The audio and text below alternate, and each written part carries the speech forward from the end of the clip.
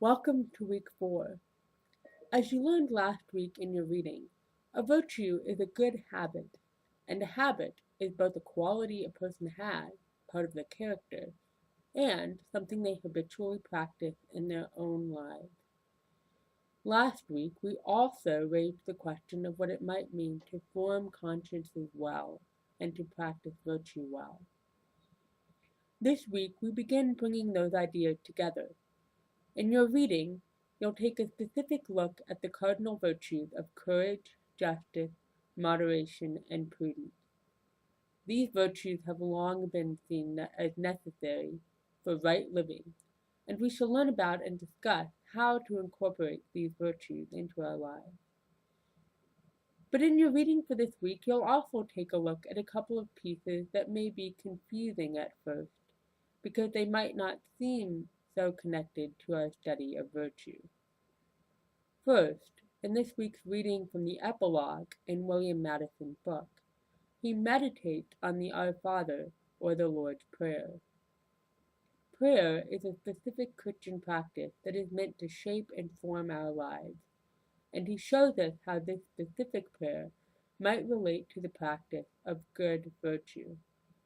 Madison attempts to give an example of ways we might think about the practice of prayer in our own lives. A second reading is by Idris Hamid, a theologian and pastor in Trinidad. He reminds us that theology often looks too abstract. He writes, "From the earliest times, attempts have been made to spiritualize and soften God's concern for our concrete existence. That is, people are told to focus on some kind of a future heaven rather than realizing that God's presence is here, and God's concern for God's people are now." Hamid is correct. Christians do not live to witness merely to some God in a future life, but they witness to God's grace in their lives now, and God's grace also in the future. How do we do this? He argues toward the end of his essay that it will be by looking at some broad present concerns, specifically economics and education. In this brief lecture, I will discuss the concept of practice as a way of helping us think more about what both Hamid and Madison suggest. First, what is a Christian practice? Let me say first what a practice is not. A practice is not small or simple. It is not one single action or one behavior. A practice is also not too large. It is not a whole way of life, but a part of a way of life. Small nor too big is important. Sometimes we desire to worship God rightly and we want to be good people, but it becomes overwhelming. We look at the saints and we think, I could never do that. I could never be that. Look how much they do. At the same time, if we focus on something that is too small, we feel constricted, like our lives are only a set of rules to follow. Christian practices are complex and communal, not closed off to only one person or a few people. If a practice is closed off, it is not able to give witness to God. So rather, a Christian practice is something Christian people do together over time to address fundamental human needs in response to and in light of God's active presence for the life of the world. Christian people do practices together over time to address fundamental human needs in response to and in the light of God's active presence for the life of the world. A practice is therefore eminently practical and practicable. Christian practices are meant to respond in a variety of ways to the needs of our brothers and sisters. So what are some examples? Hospitality is a key Christian practice. It is not too small. There are a variety of ways Christians have practiced hospitality over the centuries, so there is no one way to do hospitality. Having said that, there are ways we know that people are being inhospitable too. A Christian practice is not large enough to include activities that will not conform us to Christ. But notice too that hospitality is also not too big or too much of a practice to think about. We can probably each think of ways in which we are hospitable. We share meals, we invite people to our houses. But we can probably also think of ways in which we can improve our hospitality and become even more conformed to Christ.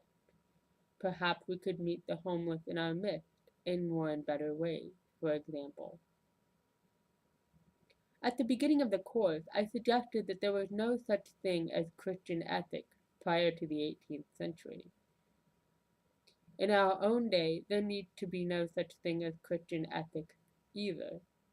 Instead, we need to be thinking about incorporating Christian practices in our lives in more and better ways. We need to think about how to be good people who meet the specific needs of people in our midst by being hospitable. And then we need to reflect, are there better ways that I could have welcomed that person as Christ?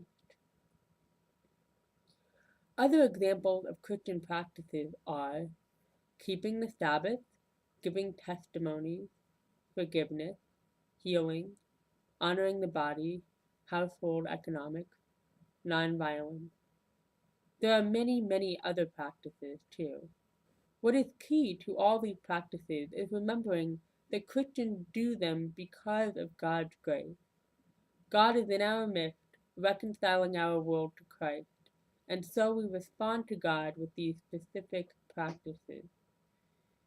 By doing these practices, we witness to Christ in our world, and we remember that God cares about this life as surely as he cares about the next life. I want to close this brief lecture with a discussion of the practice of the Eucharist, so central to our Christian life together. The Eucharist is the table where all are welcomed by Jesus, rich, poor, different nations, and different races. Consider that in the Eucharist, part of our practice is to pass the peace with each other, and we are expected to come to the table without anger toward others. This Eucharistic table is meant, in part, to shape and form our awareness of our relationship with God and other people. It is meant to remind us of our table at home. Do we welcome the stranger there like we do at the Eucharist? Do we come with anger to our tables at home? This is not to say that the Eucharist always shapes and forms us in these ways. None of these practices always lead to the good results we hope for. This is because we humans are always prone to self-deception and to ignoring things that are right in front of our faces. It is very easy to go to church on Sunday but still be focused on the wrong thing. But this is why it is important to remember that the Eucharist, like other Christian practices, are part of God's gracious activity in our lives. We might miss it this week, next week, and for many years, but we have a better chance of understanding God's grace if we really truly do practice the Eucharist and make it a habitual part of our lives. The same is true of the many other practices that Christians have embodied and established over the centuries. One of our discussion opportunities this week will be to think broadly and deeply about the other Christian practices that exist. And also, we'll be thinking more creatively about the practices that might need to exist in order to respond to the people that we live with. Idris Hamid suggests several practices, for example, that should be considered more deeply. Are there other particular practices you think Christians need to be focused on in your own context? Another discussion this week will be to consider whether the ideas of virtue and practice that we have been discussing are able to get at the concern that Hamid mentioned. I hope you have a good week, and as always, please let me know if you have questions.